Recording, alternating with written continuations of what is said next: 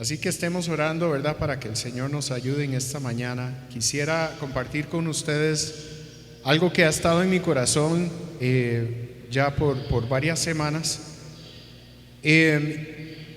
Y como ustedes saben, vamos a empezar en esta semana, vamos a empezar una nueva serie de estudios bíblicos que tienen que ver con el nombre del Señor, con el nombre de Jesús y los diferentes nombres. Y en cada sesión el pastor que dirige estas lecciones se va a enfocar en diferentes aspectos. Y en este estudio vamos a profundizar en muchas cosas en particular. Pero en esta mañana lo que el Señor ha puesto en mi corazón es traer algo que es muy fundamental y tiene que ver con nuestra lucha espiritual. Y es el nombre de Jesús en esa lucha. ¿A cuántos les han enseñado orar? Y cuando usted termina la oración dice: en el nombre de Jesús, amén. ¿Cuántos? Ok. Entonces, si ponen el primer versículo, no sé, dice en Colosenses: y todo lo que hagan de palabra o de obra, háganlo en el nombre del Señor Jesús, dando gracias a Dios el Padre por medio de Él. ¿Por medio de Él quién? Por medio de Jesús. Ahora, como todo lo que hacemos puede caer en una costumbre, en algo trillado, como cuando nos saludamos en la iglesia. Generalmente los cristianos nos saludamos como que el Señor ¿qué?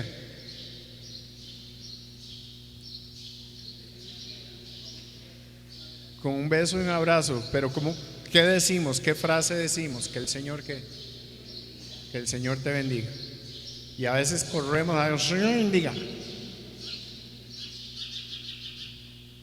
¿verdad? Y se vuelven frases como tan comunes, y perdón, pero se vuelven tan trillados que pierden su significado.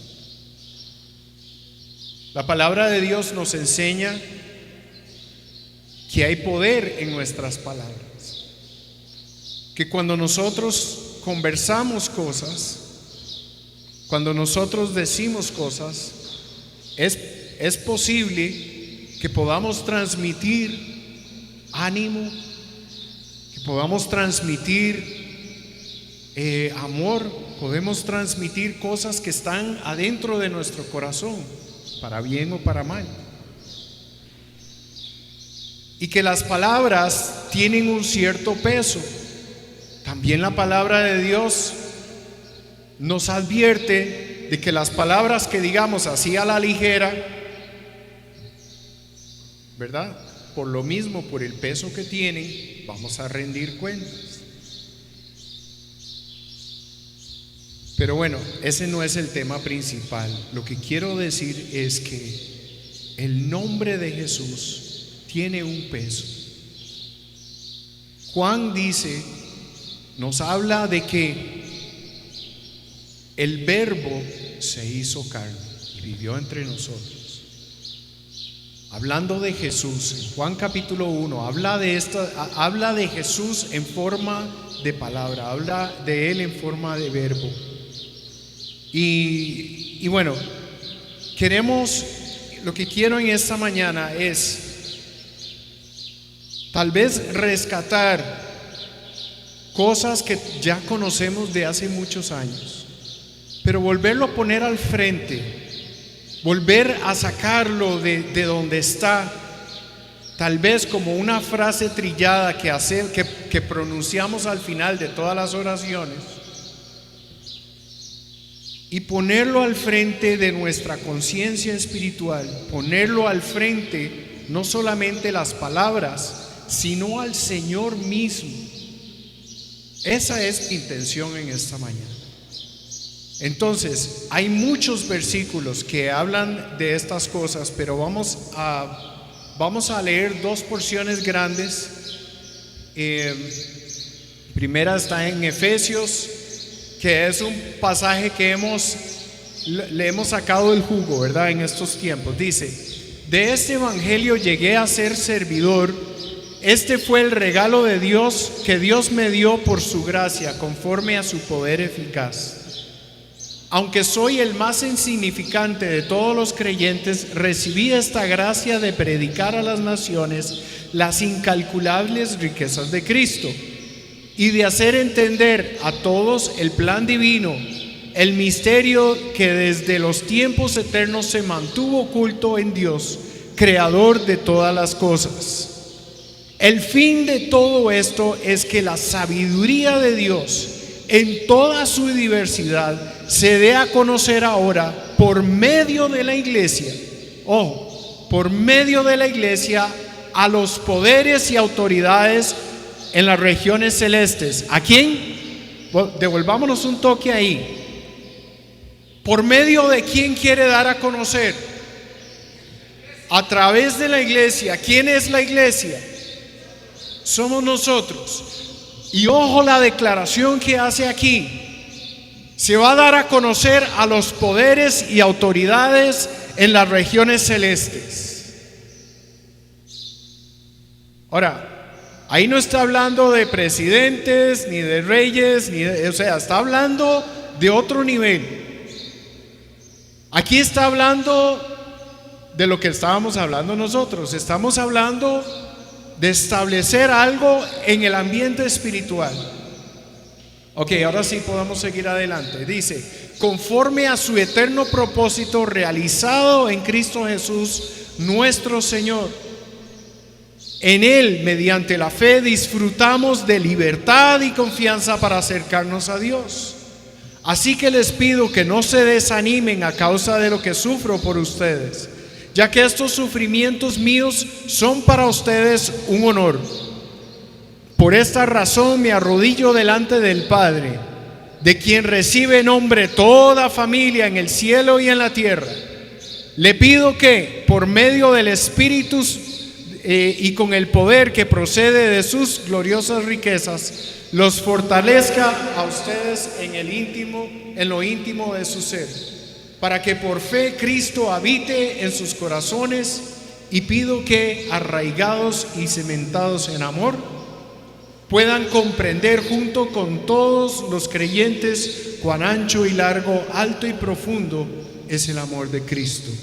En fin, que conozcan ese amor que sobrepasa nuestro conocimiento, para que sean llenos de la plenitud de Dios. Ahora, en este pasaje habla muchas cosas claves, pero antes de ir sacándole un poquito, vamos a leer otra porción que es un poco más corta.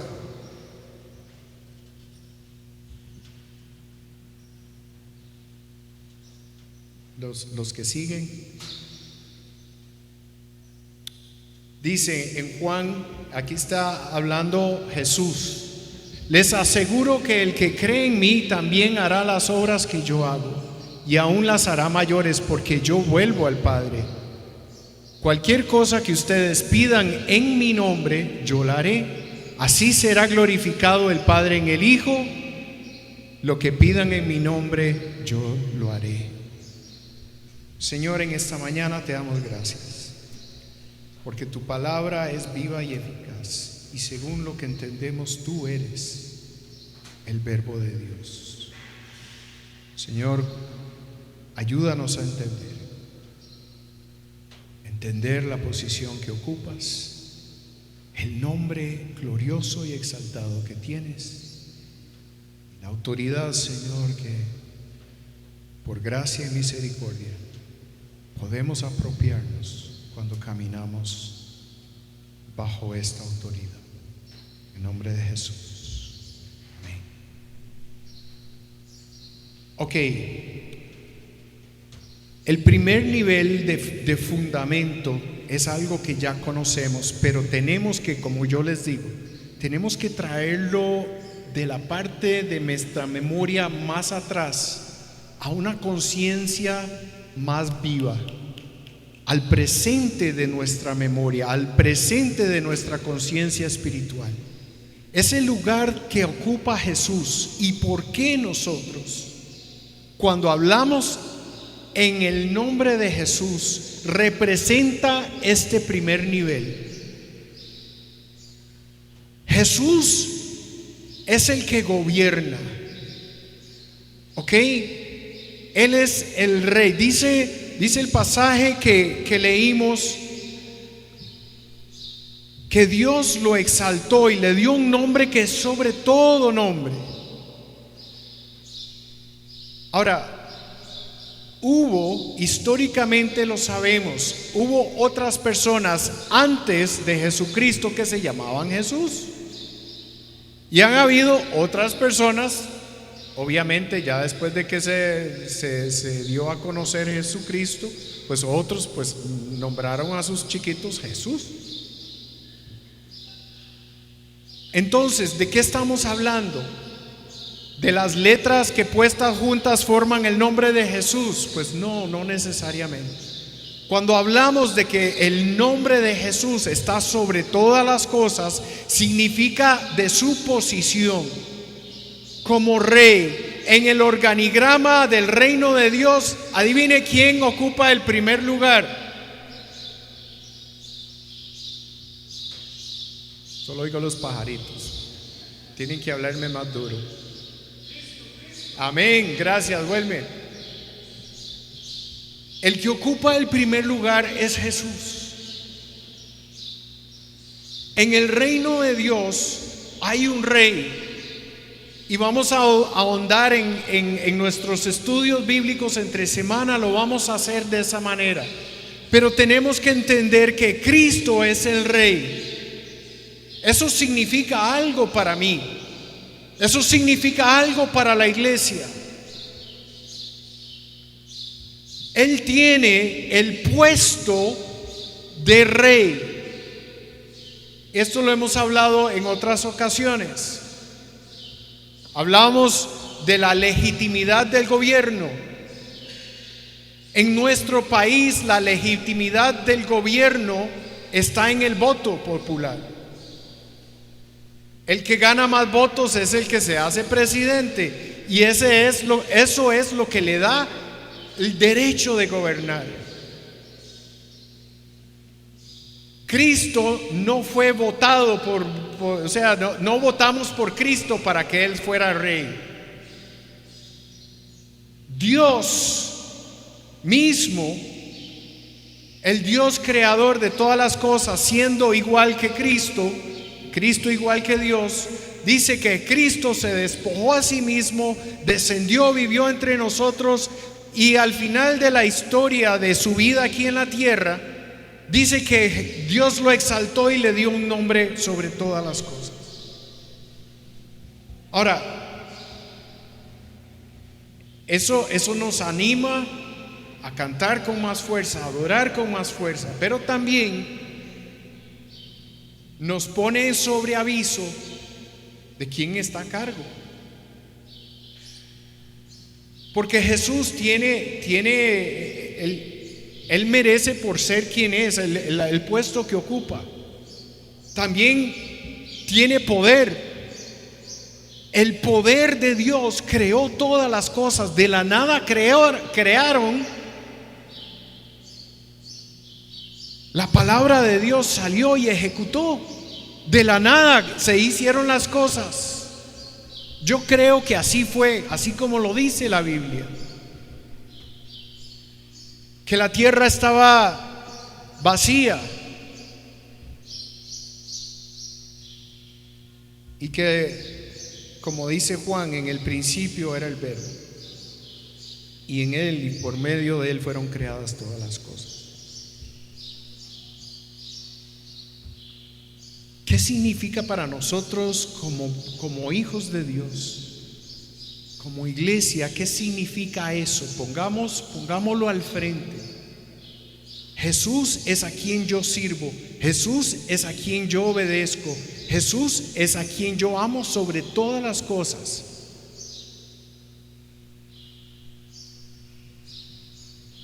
Bueno, en orden de reversa, pongamos, ¿verdad?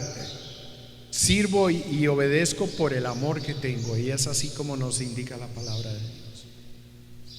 Pero Él merece todo. Él merece todo. Nosotros, como dice Pablo, dice que a nosotros nos toca como iglesia. ¿Cómo llegamos a ser la iglesia? ¿Cómo llegamos a tener esa identidad de hijos de Dios, adoptados, que antes no teníamos Dios, no teníamos Padre, o estábamos alejados de nuestro Padre? Sí estaba, pero nosotros estábamos alejados, y Él nos reconcilió en Jesús. Por medio de Jesús, no solamente Él tiene una posición, un poder y una autoridad que es sobre todas las cosas, sino que a través de lo que Él hizo y de lo que Él es, nos jala, nos transfiere y nos da una identidad y una posición claras. ¿Ok? Estamos parados en medio de un reino de luz, con un rey que resplandece, gobierna con poder y autoridad, y que dice: a ustedes les toca demostrar todas las formas diversas de la sabiduría de Dios y darlas a conocer. Ahora más adelante vamos a hablar de qué significa eso. Y suena repetitivo, a veces me siento, hermanos, que cada vez que me paro aquí estoy dando como el mismo mensaje dicho de formas diferentes. Pero es que esto es lo que está resonando en mi corazón, que muchas veces el peligro, y aquí digamos, yo me estoy regañando a mí mismo también, pero animémonos a entender que muchas veces no somos tan eficaces porque hemos dejado este principio en el fondo. Y es un fundamento tan básico y tan sencillo. El Evangelio de Dios es sencillo, pero lo dejamos por allá, y este principio empezamos a decir y a enseñarle a nuestros hijos. Y voy a intentar cambiar, porque esto es algo nuevo para mí. Descubrí que en ninguna de las oraciones que hay en el Nuevo Testamento, ninguna termina con "en el nombre de Jesús". Este es el número de oraciones que termina así. Pero la palabra de Dios sí nos dice que debemos de hacer, y hoy vamos a hablar de formas prácticas en un momento, pero tenemos que entender el fundamento primero. No vale repetir las palabras sin entender qué es lo que estamos haciendo. Debido a quién es Él, conforme a quiénes somos nosotros en Él, vamos a proclamar el nombre de Jesús. Ok. Porque lo que Él nos anima, el mismo Señor Jesús nos dice: lo que ustedes pidan en mi nombre, yo no los voy a dejar guindando. Yo no voy a jugar jueguitos religiosos con ustedes. Yo no vengo aquí a darles un poquito de una probadita del reino de Dios y después los dejo solos. Todas estas cosas Jesús las habló muy puntualmente.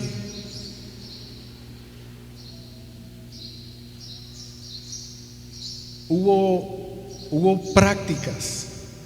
Vayan a los pueblos y hablen el reino de Dios.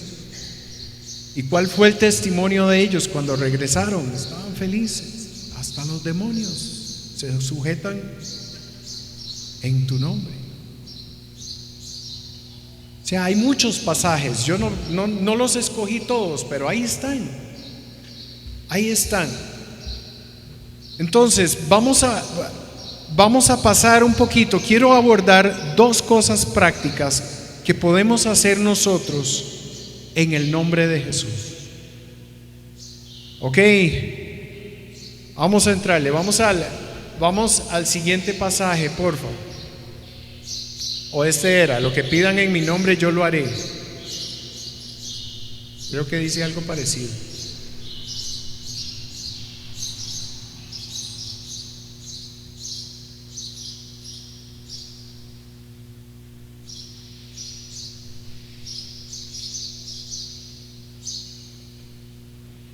No, esa no era, esa sí era la anterior, perdón.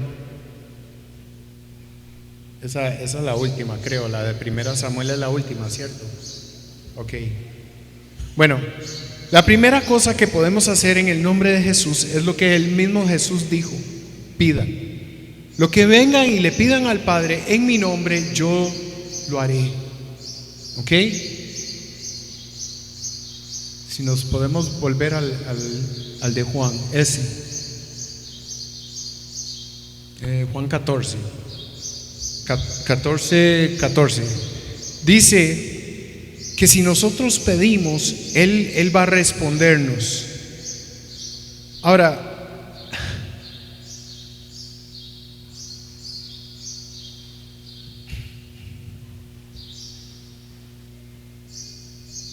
cuando usted viene al Padre y tiene una petición para Él, ¿cuáles son las categorías en las cuales nosotros pedimos delante de Dios? Cuando venimos, vea, cuando estamos los martes en reunión de oración, hay diferentes categorías de todo, ¿ok? De todo hay. La principal, ¿cuál es la petición más común, cree usted, que por la cual nosotros oramos los martes? ¿Cuál piensa usted? Sí, salud. Nosotros creemos que en Jesús, porque la palabra de Dios lo dice así, la palabra de Dios dice que por sus llagas fuimos nosotros curados, fuimos sanados. Cuando Jesús caminó por la tierra, sanaba a los enfermos.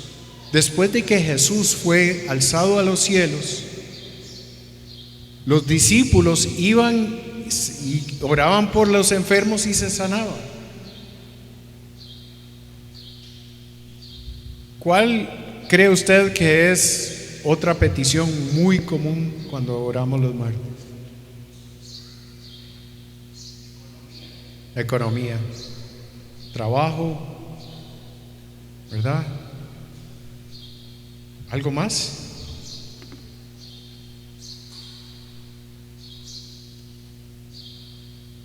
¿Cuáles son las peticiones? Tal vez no sea la suya, pero ¿cuáles son peticiones muy comunes que hacemos delante del Señor? Conversión de la familia, que tengo un hijo, un primo, un tío, ¿verdad? Algún familiar que no ha entregado su vida al Señor. ¿Algo más? Avivamiento, amén. La llenura de la presencia del Señor en medio de su pueblo. Líbranos del mal. Salvación de las almas, sí, Señor. Orar por ánimo también de la iglesia, de que estemos chispas. Pedimos también cuando hay un evento especial, pedimos que el Señor, ¿verdad? Nos haga sensibles a su presencia y a los propósitos por los cuales estamos organizando XY cosa. Vivo ejemplo, el evento de ayer, ¿verdad? Hemos estado orando por esto por semanas y semanas. Los estudios bíblicos, oramos por los estudios bíblicos, no nada más para que la gente se aparezca y cumpla, ¿verdad? Sino para que de verdad seamos edificados. O sea, todas estas oraciones están ahí, son peticiones legítimas que nosotros creemos que están dentro de la voluntad de Dios, que nosotros estamos sujetando nuestra voluntad a la voluntad del Rey, a la voluntad de Cristo. Cuando nosotros decimos: Señor, ten misericordia de mi tío, de mi tía, de mi primo, de mi hijo, alcánzalo con tu gracia, con tu misericordia y tu perdón, atrae su corazón a ti. ¿Usted no cree que ese es el corazón de Dios? Claro que sí.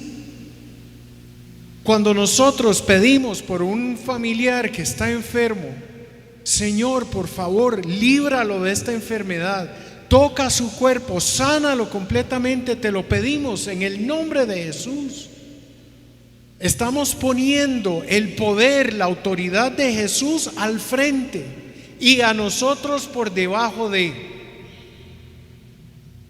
El pedir no es algo malo.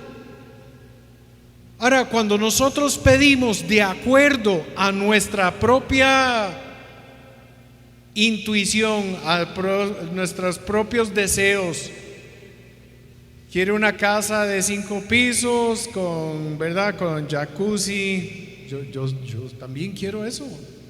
Pero ¿será la voluntad de Dios que yo tenga eso? Pues yo no sé. Si a usted el Señor le reveló eso y usted tiene claridad de que eso viene de Dios y esa es la voluntad de Dios, ore por eso, ore con fe. Pero la verdad es, hermanos, que el Señor se preocupa más por nuestro carácter que por nuestras circunstancias. Eso es un principio que yo entiendo muy bien.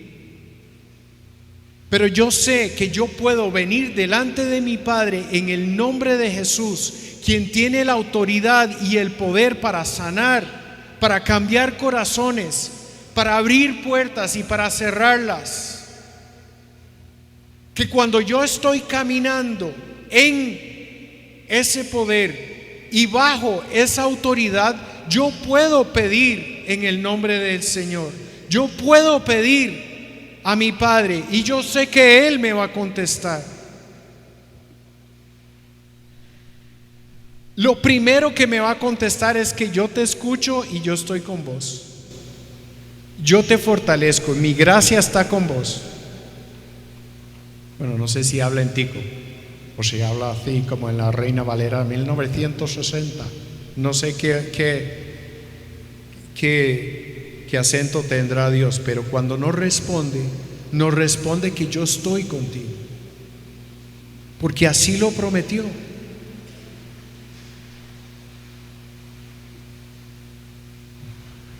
Ahora, yo creo que yo he comentado esto antes. Yo soy muy chapa para estas cosas. Yo he tenido que aprender y todavía no he terminado de aprender a pedir.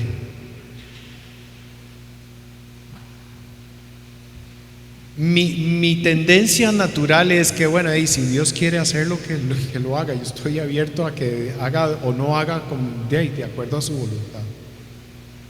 Pero estoy todavía aprendiendo. He dejado mis malos caminos un poquito, pero todavía tengo más que aprender. De que de verdad venir delante del Padre una y otra vez. Dice que la viuda, ¿verdad?, recibió justicia por insistencia, no tanto por derecho. Entonces yo sé que Dios nos ve con otros ojos, no nos ve como niños malcriados. Para que no siga molestando, le voy a decir que sí.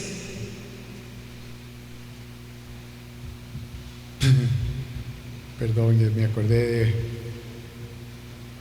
anécdotas del nieto, ¿verdad?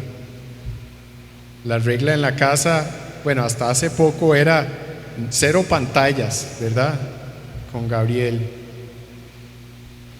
un comercial aquí aparte. Entendemos, hoy en día estamos aprendiendo el daño que estamos haciendo a los cerebros de los niños más pequeños cuando los ponemos frente a pantallas por horas indefinidas viendo cualquier campo. El chico con esa misma restricción de pantallas sabe cómo hacer así con el dedito, ¿verdad? Y pasar las fotos y todo lo demás, ¿verdad? Y uno como abuelo alcahueta, ¿verdad? Y entonces uno está haciendo algo en el teléfono y el hombre, ¿verdad? La curiosidad, teléfono, quiero ver fotos, ¿verdad? Y todo lo demás.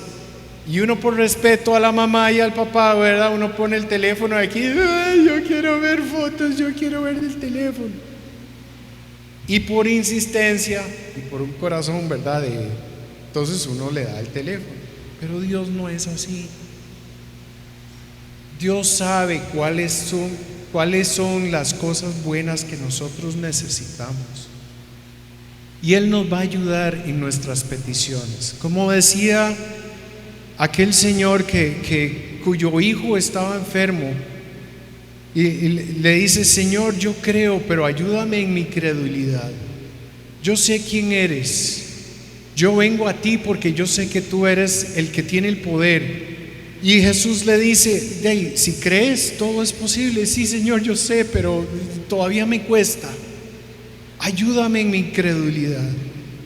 Y eso está bien, hermanos. O sea, yo creo que Jesús igual nos anima. Tengan fe. Hablen estas cosas en el nombre de Jesús. Pidan una y otra vez. Pidan.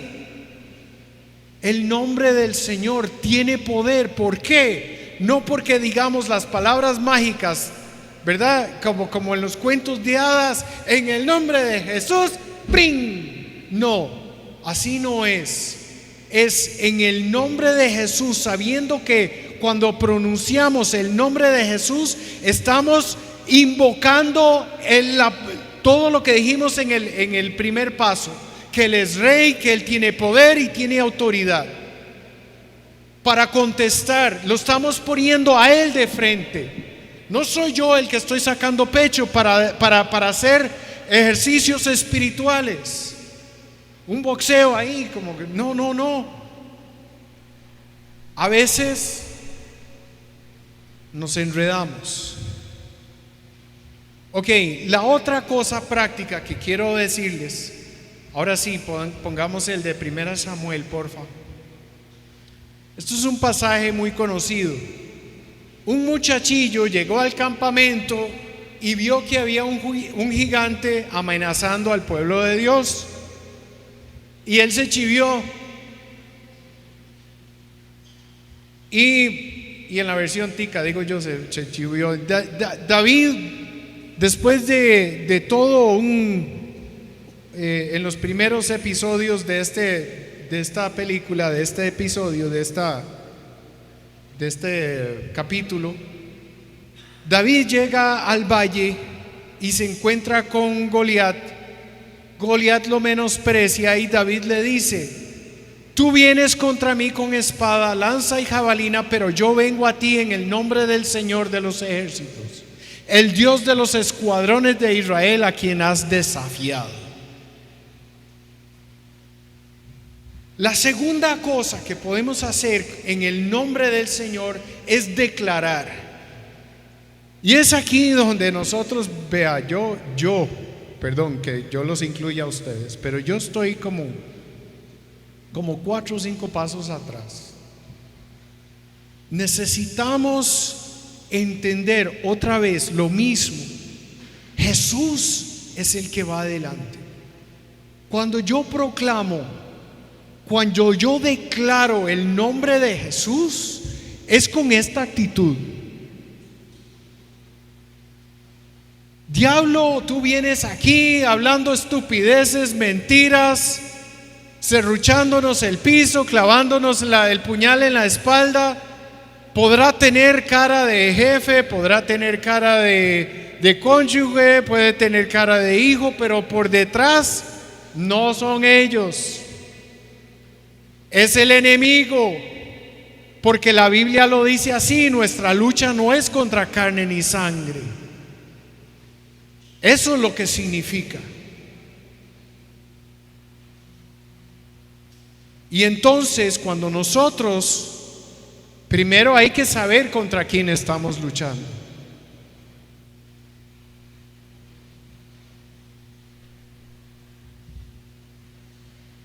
David tuvo la oportunidad de ponerse una armadura completa de un guerrero hecho y derecho. La armadura de Saúl era grande porque Saúl era un chavalo grande. Y además David era un chavalillo chiquitillo todavía. Se cree que por ahí de 17 años, imagínense. Por ahí andaba. O sea, la próxima vez que usted vea a un chavalo en el cole, póngale atención. Por eso es que las generaciones que se están levantando son importantes para nosotros. Pero a mí me llama la atención aquí, porque lo que David hace es un ejemplo para nosotros también. Cuando nosotros declaramos el nombre de Jesús, estamos diciendo: Jesús te venció.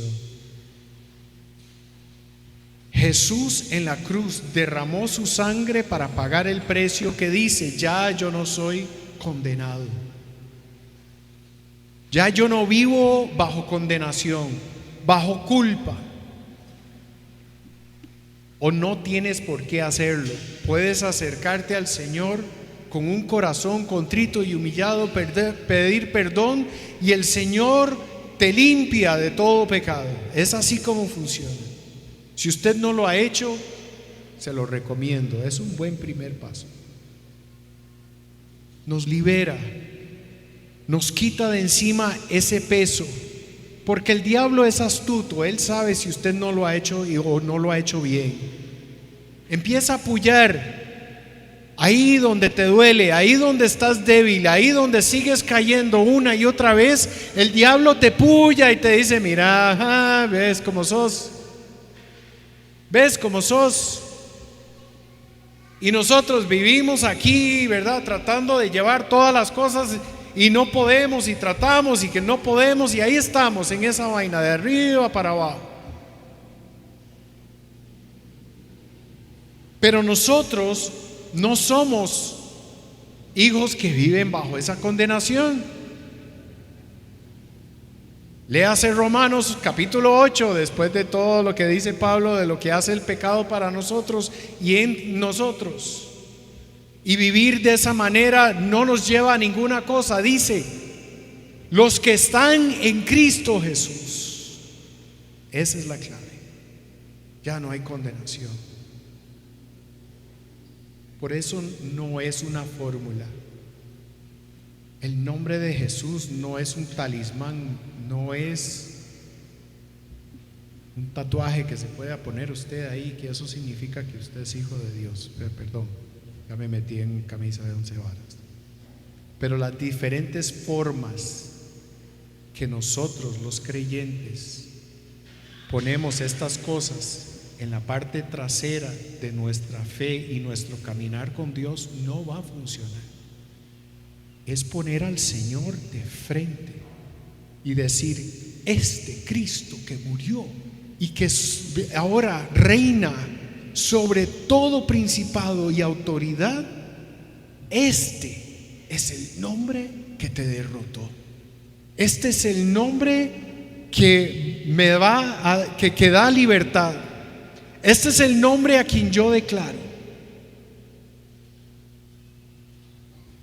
Y esta declaración es diferente de petición. Cuando nosotros pedimos, hermanos, nosotros nos estamos humillando, estamos poniendo abajo nuestra voluntad, nos estamos acercando al Padre, quien es el que trae la respuesta a nuestra petición. Cuando usted está declarando, usted le está hablando a alguien más. Usted está poniendo en claro quién reina en este lugar.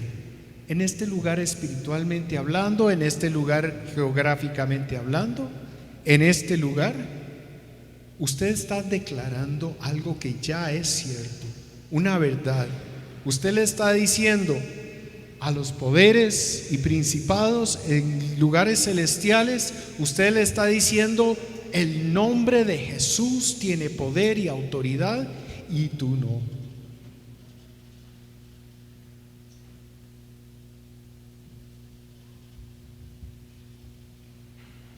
Ahora, esto no sé si está teniendo sentido para ustedes en el peso que yo lo estoy sintiendo, pero cuando nosotros cantamos tu nombre más alto, tu nombre, no sé cómo es la letra sin, o sea, estoy dependiente de las pantallas, ven qué mal, pero bueno, estamos declarando el nombre del Señor, que nos anima a exaltarlo a Él, a bendecir su nombre, a exaltar quién es Él. Y cuando lo hacemos, también nuestra adoración es una forma de declaración. Es una espada de doble filo, ojo que carga. Porque cuando adoramos no estamos, o sea, estamos exaltando al Señor, porque Él es digno y merecedor de toda alabanza, de toda gloria, toda. Así que si usted es un poquito tímido y si usted es un poquito, ¿verdad?, retraído en este tipo de cosas, le animo a reconsiderar su manera de pensar esto. Porque la verdad es que Él de verdad, lo que leemos en la Biblia es que los ángeles hacen un alboroto, un escándalo cuando adoran. Y en la Biblia habla de muchas formas. No hay una sola, pero todas de ellas son muy, muy expresivas. En los salmos está que el hombre cae de cara, ¿verdad? Pero como una tortilla, pero así, pero plano, que más abajo no puede estar. Eso significa una humillación completa. Hay otros que doblan sus rodillas. El doblar rodillas es una sujeción a la autoridad. Levantar las manos también es una exaltación al Rey. O sea, de todas estas cosas, el cantar, no sé, son muchas. Lea la Biblia y ahí está en la Biblia. Ahí son solo no sé cuántos capítulos, poquito. En un año se logra. Vos hablaste de esto, me imagino, en algún momento.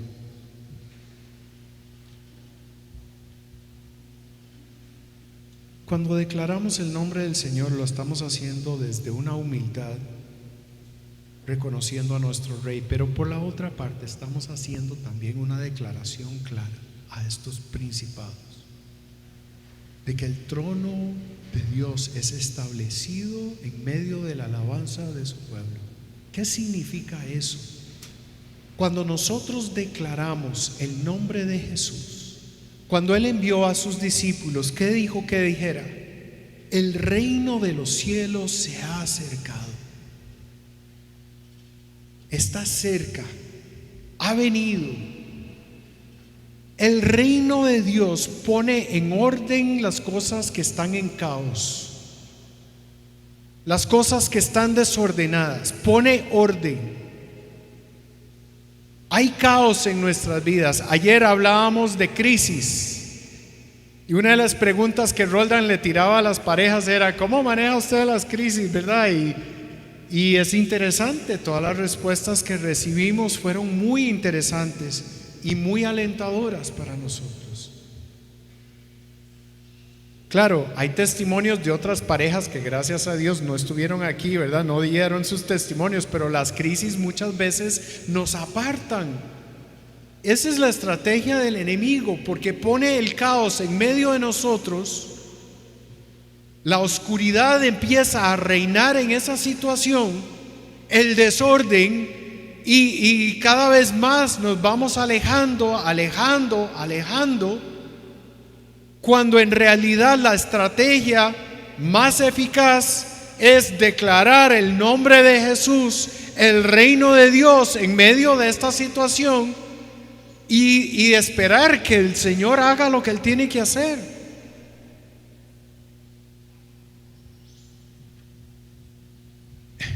Y tiene que ser con esa perspectiva,